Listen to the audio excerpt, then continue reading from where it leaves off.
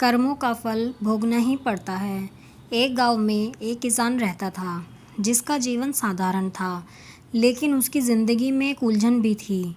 उसकी 2 पत्नियां थीं और दोनों से उसे एक एक बेटा था। दोनों बेटों की शादी हो चुकी थी और किसान को लगा कि अब उसकी ज़िंदगी स्थिर और सुखी हो गई है। लेकिन समय ने उसे एक नई चुनौती दी। जब उसके छोटे बेटे की तबीयत अचानक बिगड़ने लगी, बड़े भाई ने अपने छोटे भाई का इलाज करवाने की पूरी कोशिश की।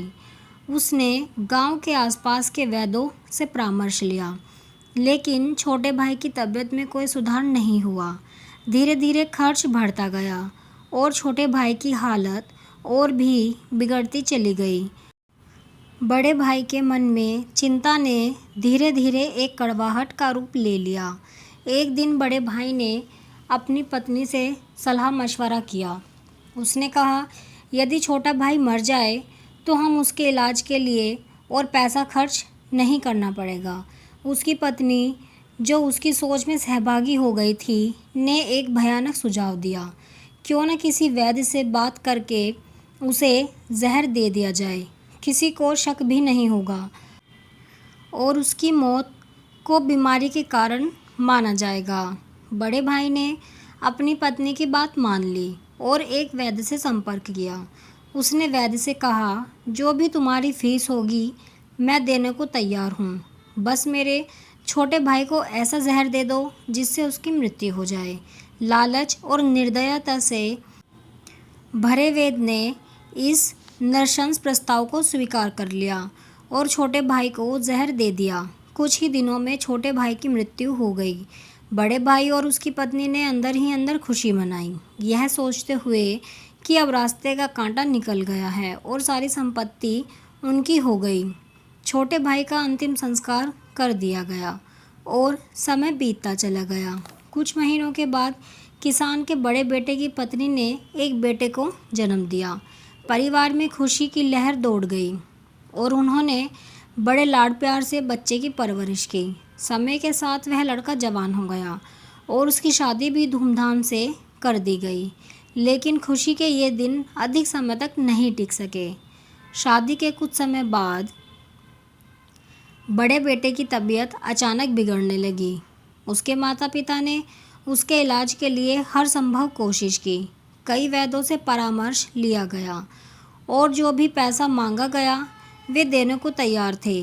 अपने बेटे की जान बचाने के लिए उन्होंने अपनी आधी संपत्ति तक बेच दी, लेकिन उसका स्वास्थ्य लगातार बिगड़ता गया। अब वह मौत के दरवाजे पर खड़ा था। शरीर इतना कमज़ोर हो चुका था कि उसकी हालत देखकर दिल दहल उठता था। एक दिन वह लड़का अपने चारपाई पर लेटा हुआ था और उसका पिता उसे दुख भरी नज़रों से देख रहा था। लड़के ने अचानक अपने पिता से कहा, भैया, अपना हिसाब पूरा हो गया है। अब बस कफन और लकड़ी का इंतज़ाम बाकी है, उसकी तैयारी कर लो। पिता ने सोचा कि उसका बेटा बीमारी के कारण बड़बड़ा रहा है और बोला, बेटा, मैं तेरा बाप हूँ, भाई नहीं। लड़के ने दुखी आवाज़ में कहा, पिताजी, मैं आपका वही भाई हूँ जिसे आपने जहर देकर मरवा दिया था। जिस संपत्ति के लिए आपने मुझे मारा वही अब मेरे इलाज में आधी बिक चुकी है। हमारा हिसाब बराबर हो गया है। यह सुनकर पिता का दिल टूट गया। वह फूट फूट कर रोने लगा और बोला, मेरा तो कुल नाश हो गया। जो मैंने किया वह सब मेरे सामने आ गया, पर तेरी पत्नी का क्या दोष है जो उसे इस बेचारी को जिंदा जलाया जाएगा। उस समय सती प्रथा चल रही थी, जिसमें पति की मृत्यु के बाद पत्नी को पति की चिता के साथ जला दिया जाता था। लड़के ने दुख भरी नज़रों से अपने पिता को देखा और कहा, पिताजी, वह वैद्य कहाँ है जिसने मुझे जहर खिलाया था? पिता ने उत्तर दिया, तुम्हारी मृत्यु के 3 साल बाद वह मर गया था। लड़के ने कड़वाहट से हंसते हुए कहा, वह दुष्ट वैद्य आज मेरी पत्नी के रूप में है। मेरे मरने पर उसे भी जिंदा जलाया जाएगा। कहते हैं परमेश्वर का न्याय अटल होता है। इस कहानी में उस न्याय की झलक मिलती है। जीवन में किए गए कर्मों का हिसाब किताब कहीं ना कहीं सामने आ ही जाता है। कहानी के अंत में यही संदेश मिलता है कि जो बोओगे वही काटोगे।